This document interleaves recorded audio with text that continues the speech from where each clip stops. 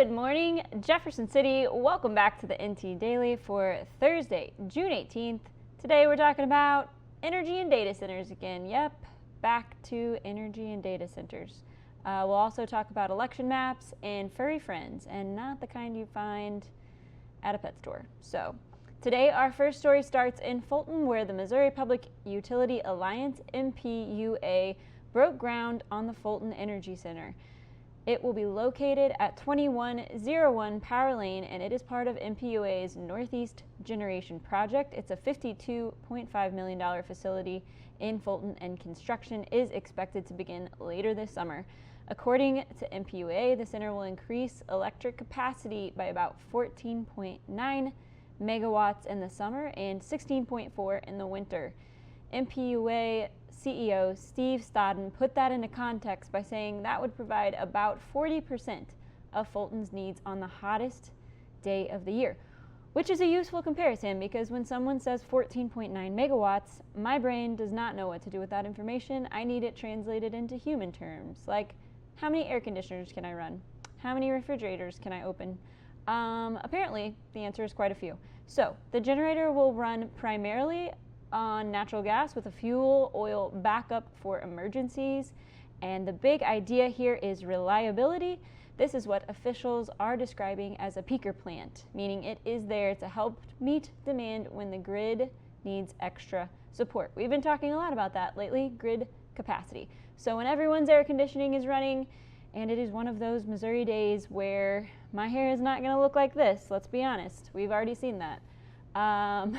This plant helps keep power available. Stodden said the turbine could run for 50 years to 2076. And I just want to focus on that for a second because that means it will run until the year of America's 300th birthday. And by then, hopefully, the 5463 interchange will be done. I'm kidding, mostly. I have my doubts. But the point is this. It is a long-term infrastructure project that is welcome in the region. Department of Natural Resources Director Kurt Schaefer also spoke at the groundbreaking and said that Missouri imports about 1/5 of its energy needs. And he also said that projects like this help Missouri maintain more control over its own power production. And here is the part where we connect this story to another Fulton or closely connected Callaway story. Schaefer specifically said the Fulton Energy Center is not being built to power data centers. This is in print and here now. But this plant, he said, is about keeping the lights on for normal use. And that matters because just one county level conversation away in Callaway County, residents are still talking about data centers. In another article in the News Tribune, we reported on more than 150 Callaway County residents attended a data center information meeting Monday evening at the Callaway Electric Cooperative.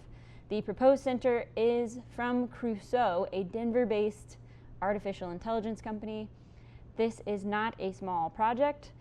The proposed data center would be about 800,000 square feet. To put that in terms of farm acreage, that's about 14 acres.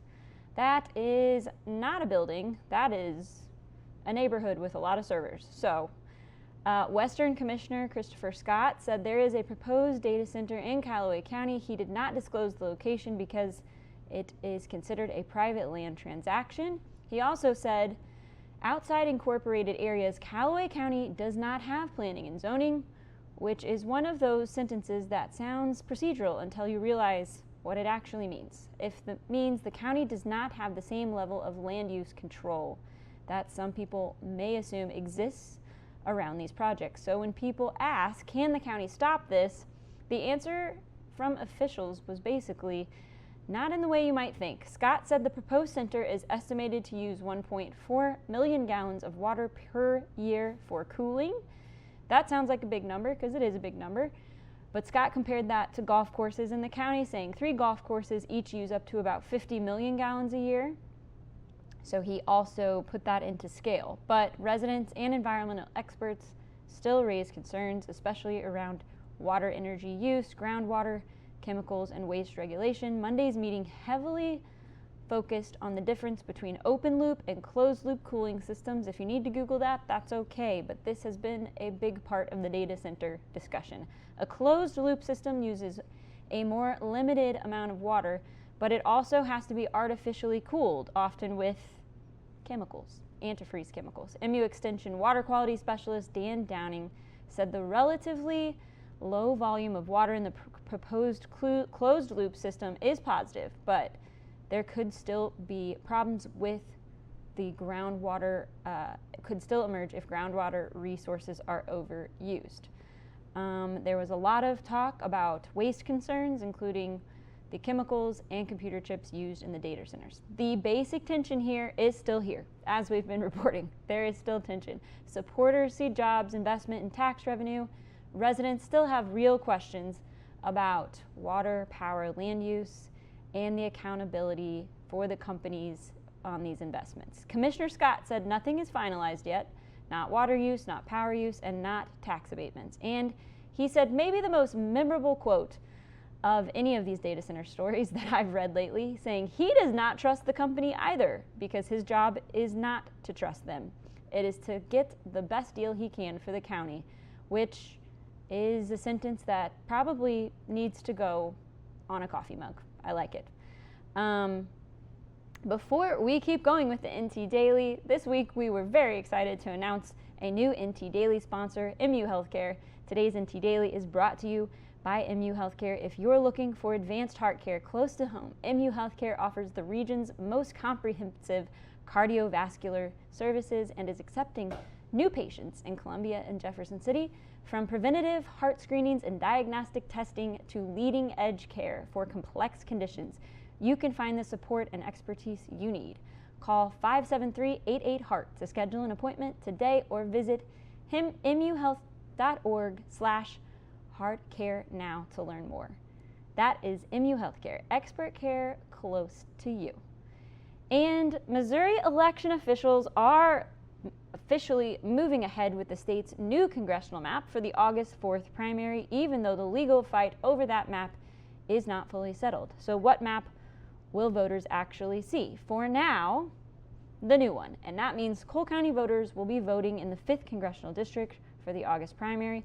Local clerks are preparing ballots using the new congressional districts because Secretary of State Denny Hoskins has not made a final decision on whether a referendum petition challenging the new map will qualify for the ballot. That means some voters may see two district listings when they check their registration, their old district and their new one. And no, this is not your chance to finally be in two places at once.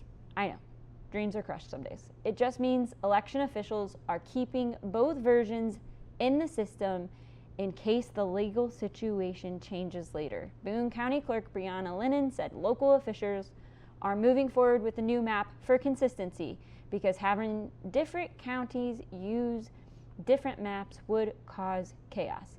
That would be a very chaotic group project that I would not want to be a part of. So, simple thing, if you are voting in the August 4th primary, check your registration and your congressional district before you vote. Do not assume it is the same as last time, because in Missouri right now, election law,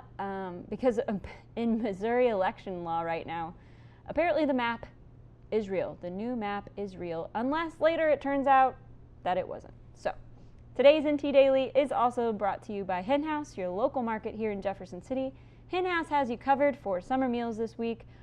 Whether you are firing up the grill, grabbing fresh produce, or making the very responsible decision to bring home something from the bakery and call it planning ahead, they've had summer savings heating up with fresh cut meats, produce, deli, and bakery specials. They have pork loins, brats, peaches, blueberries, and watermelons on special this week, which if you add in their bakery items means you have officially landed the official food pyramid of Mid-Missouri Summer Weekend. And if you want the deals sent straight to your phone, text Hen House to 41570. Go see our friends at Hen House at 1904 Southwest Boulevard in Jefferson City. We have two quick stories to finish up today. First, we talked a lot of local government this week, but I wanted to clarify that on Monday, Jefferson City Council voted to approve ordinances banning mini bikes on city streets and targeting stunt driving and street takeovers. Council members voted 8-1 for the mini bike ordinance and 9-0 for the stunt driving ordinance.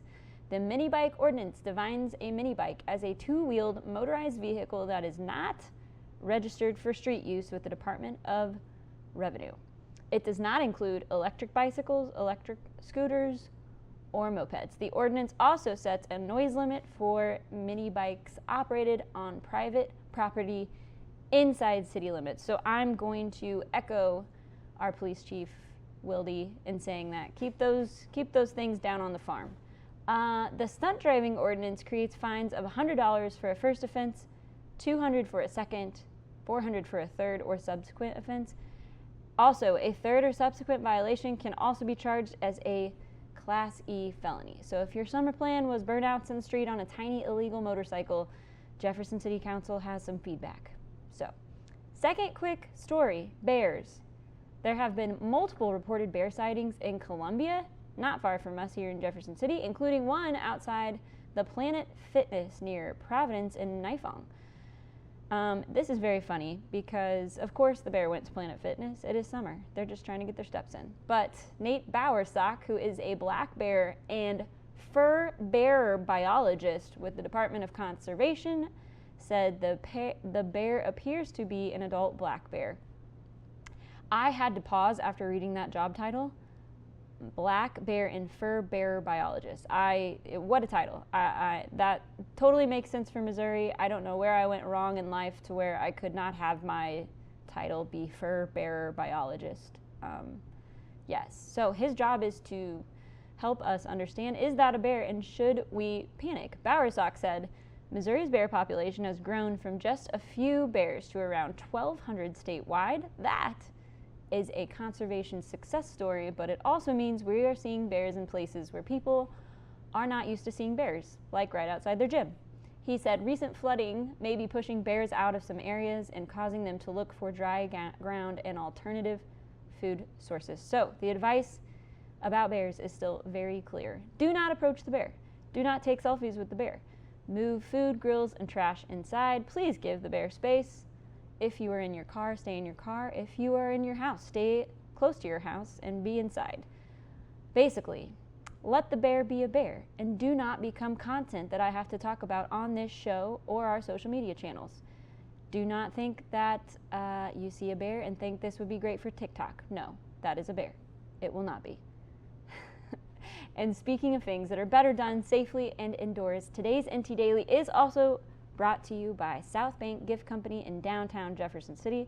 Father's Day is coming up, and South Bank has thoughtful gifts and cards for the dads, grandpas, husbands, and father figures in your life. And let's be honest, Father's Day shopping can be hard. There are only so many times you can ask, do we need another grilling tool, before everyone has to admit that they are out of ideas. South Bank can help you find something that feels personal, thoughtful, and not like you panic bought it from the end cap at the hardware store. So stop in this week before Father's Day.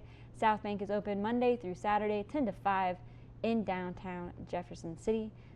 South Bank Gift Company, a lovely friend and supporter and sponsor of the NT Daily. And that is it for Thursday. We are not back until Monday. I hope you enjoyed this week. We had a lot of fun bringing you the NT Daily. As always, you can reach out to us at ntdaily@newstribune.com. Have a lovely, wonderful, safe mid-Missouri summer weekend, and we will be back and see you again on Monday.